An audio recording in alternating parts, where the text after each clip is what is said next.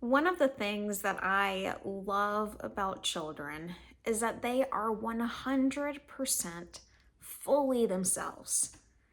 Children feel no need to pretend to be like someone else, and they don't try to hide who they are.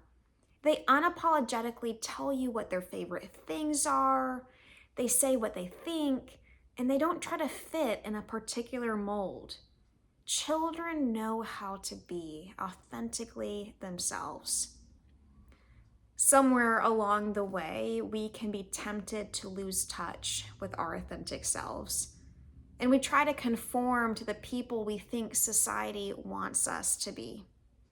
Maybe we begin to dress differently, or doing our hair differently, speaking differently, or even trying to change our interests and our hobbies to match those around us. Kids, on the other hand, are not afraid of being a little different. When I look at my own kids, I just love seeing how free and real they are. They have not yet learned to be self-conscious of their appearances. They're not afraid to express their emotions, and they don't compare themselves to anyone else around them. Of course, while self-awareness and some level of conformity is important in particular settings, the authenticity or the realness of our kids is just so incredibly beautiful. And we should take a lesson from them. After all, I think that that's really what God wants from all of us. God wants me to be fully me and you to be fully you. Would it not be such a boring world if we were all the same? There's a classic rabbinic story that describes this notion really well that I'd love to share. It goes something like this.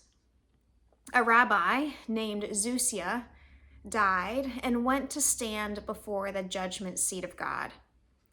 As he waited for God to appear, he grew nervous, thinking about his life and how little he had done.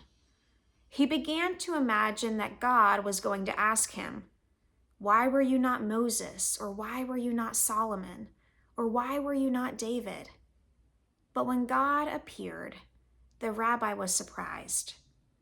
God asked, "Why were you not Zusia?"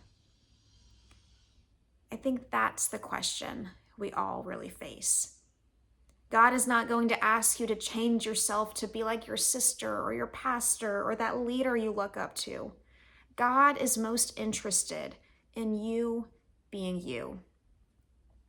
So I encourage you to get back in touch with who you are at your core, that little girl or that little boy that God created you to be. It was on purpose. I'll see you next week.